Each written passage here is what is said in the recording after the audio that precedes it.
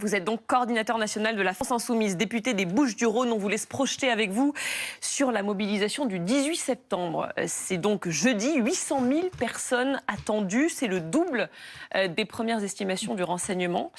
Vous appelez-vous à manifester à la France Insoumise. C'est une responsabilité quand même, 800 000 personnes. C'est d'abord une très bonne nouvelle. Et moi, j'espère qu'il y en aura encore davantage. À la manifestation de la semaine dernière, les premiers chiffres qui indiquaient la veille, finalement, ça a été le double, le nombre de participants. Donc j'espère qu'il y aura encore plus que 800 000 personnes. J'espère que le mouvement de grève aussi sera suivi. Parce que je crois que pour se faire entendre aujourd'hui, face à un pouvoir qui manifestement ne tient pas compte en fait des avis qui sont exprimés par les citoyens, effectivement, il faut participer à des manifestations, il faut se Est-ce que vous mobiliser, il faut craignez prendre des position. risques de débordement? Il y a visiblement des risques de troubles à l'ordre public.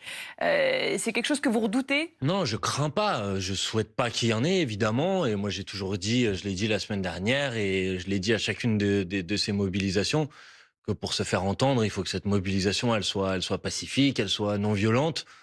Parce que je vois bien comment une partie du pouvoir politique, Monsieur Retailleau la semaine dernière, cherche tout de suite à essayer au contraire d'instrumentaliser des violences, même si elles sont extrêmement minoritaires, qui pourraient avoir lieu dans ces manifestations.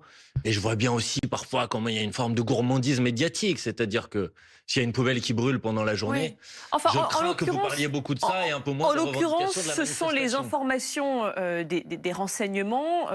On craindrait la présence de groupuscules d'ultra-gauche qui essaieraient d'infiltrer les cortèges officiels ce jeudi. Est-ce que dès maintenant, en amont, vous lancez un appel au calme? Je pense que j'ai été clair sur mon souhait, mais vous savez, je pense qu'il ne faut pas résumer la manifestation qui va avoir lieu jeudi à ça. Je pense que l'immense majorité et la quasi-intégralité des personnes qui ont l'intention d'aller manifester ou faire grève jeudi le feront de manière pacifique, comme à chaque fois en vérité.